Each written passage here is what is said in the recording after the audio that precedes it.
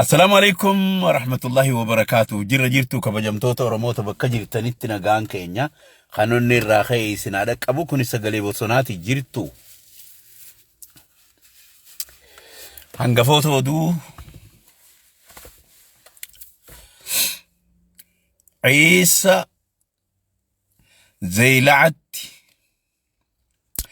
عيسى قام زي لعدي مودان ايقاد اقادر ريد اواخ هايتي بودان قام زي لعدي مي زي لعي هدون عيسى قدان وانا انو سنقوبتو في قوبسو مسان كيستي بوغ عيسى جاني حيرك عيسى سلفخايو دافي خنسة تيفتي موتم ما في أمني نانو سنقوبتو سمرون جاني ني ورغد بورسيتي جري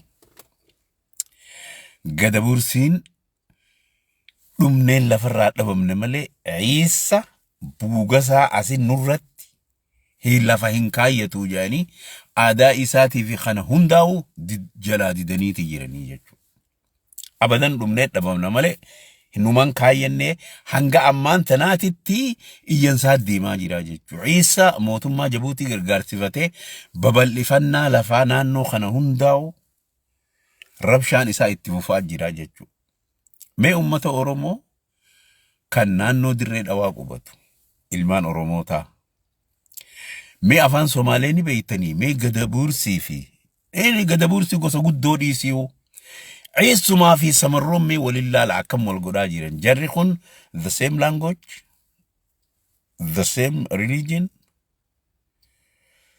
and Somali the same Somali takkajechu ngarte nuti Somali ja me akka isaan isa godu jira me lala me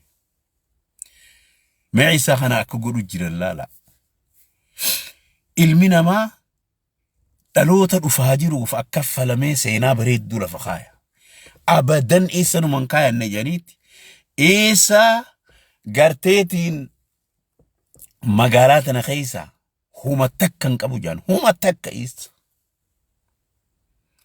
isa zeyla'ii keessa huma takkan qabu jaaniiti isa ariyanii isa akkana gogohu jira jechuudha mee laalame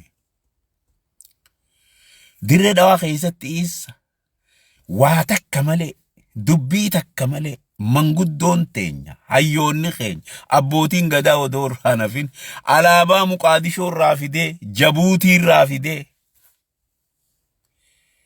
wanni ta'e taate badiin dalagamte amma dhagaa sanachi ijoolleen facaasu qabdi dhagaa san facaasu laal xabiyaa ummata keenya ka Somaalee kana haa isinii himu Somaaleen ati harka dhooyinaaniif bakka ati jirtu san dhufuu barbaaddi ati kabanyaan sodaaseeti yoo ati garteetiin respecti gootee guddiftee sodaa ati badawaa jechuu isaan biratti gartee waxba aqliin qabduu jechuu ati isaan biratti gartee ani wanniin isiniin juu wanni dabarte ta dabarte san balleeysaa dafa magaalaan dirree dhawaa magaalaa afran qallooti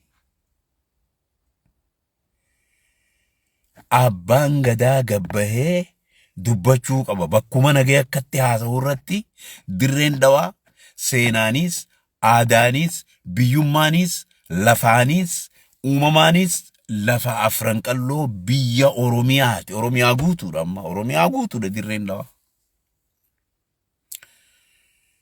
handura galma qabsoo bilisummaa Oromooti dirreen dhawaa akkasi san beekuu qabdanii jechuudha maaliifi bayyanachuu qabna bayyanadhaa wake up arra addunyaan lafaa kaatee jirti addunyaan sossootee jirti addunyaan bakka kaleen jirtu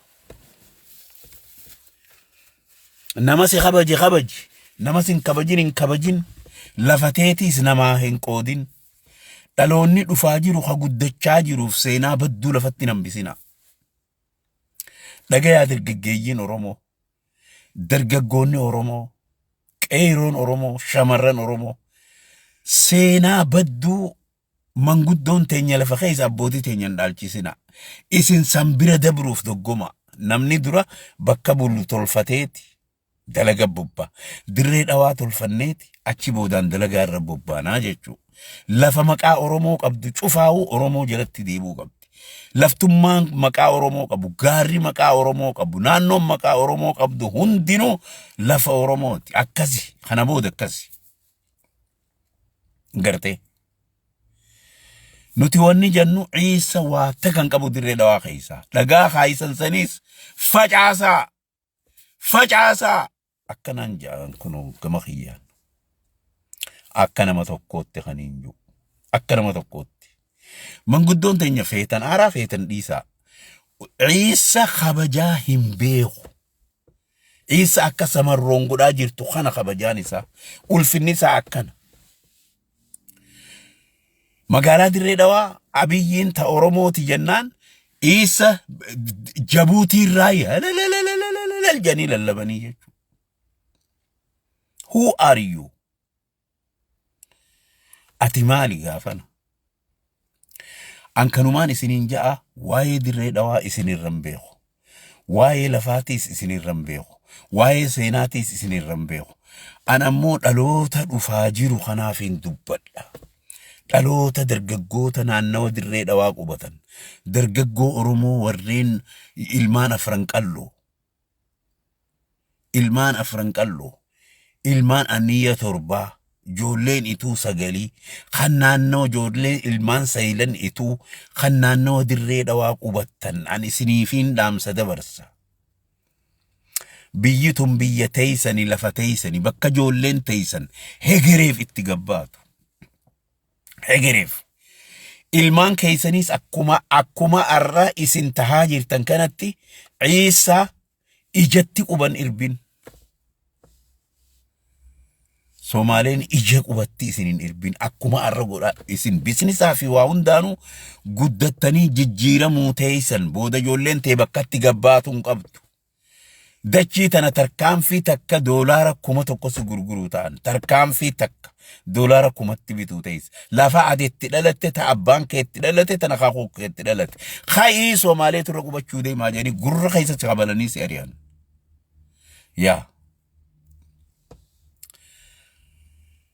ibidda gurguraa taatus ibidda noolee taatus ibidda alaa taatus akka fedhanis si taphatan yoo ati wake up in taane tanaafu dammaqaa. Ani wannin isinii dhaamu kana mee akka samarroon jechuun gosa gartee gadabuursi gosa xiqqishee akka gurguraa kana gurguraa maal gurguraa irraa ibidda tokko jechuudha. Inuu noolee guddoochi dhiisi alaa guddaa gamana dhiisi. Akka waan gurguraa irraa ibidda xiqqaa tokko samarroon jechuun santu Ciisa guutuu akkana godhaa jira. Ilaa Jabuutii kana godhaa jirti. Dhagaa kam kaayatta jedhaniin buuga keetii fi atiis nuusi gubbaan faca'e jedhaniitiin dhukkeetti kaasaa jiran. Gogoosanii mootummaanis jalaa didde mootummaan gartee mootummaan hargeysaadhaa jalaa didanii jechuu hin ta'uu jedhaniin. Ciisa biyya Ciisaa jechuun Jabuutii irraa dhufaniis hargeysaa Somaalilaandi rabbashuu noo jedhaniin jalaa didanii jiran. Nuu fayyamanii keenya qofaa jechuu jira Ciisaas. Maali abdatanii? Mootummaa Jabuutiitti abdatanii jechuu. Dhagaa dirree dhawaa kaayame kana facaasaa balleeysaa anaatu isiniin jedhe. Matumaahuu itiraafan kanninaaf jechuudha. Yoona fuula duraaf nagaya yoo feetan nagayaan magaalaa dirree dhawaa keessa jiraachuu yoo feetanii isinii galee Ciisa gaara adiin gama deebuu qaba. Bakka isaa deebuu bakka kaleessa irraa dhufe sanitti haa deebuu Ciisa. Warra nagayaan qubanna jiru Oromoon nagayaan qubata. Warra nagayaan qubanna jiru Ciisaa miti jinniinu nagayaan qubattee uummata keenyaa waliin carraaqqatti. Ammoo akkana godhaa akkana nama soba'aa gartee kijiba dila kana oofaa hin danda'amu kun hin danda'amu. Ankanumaan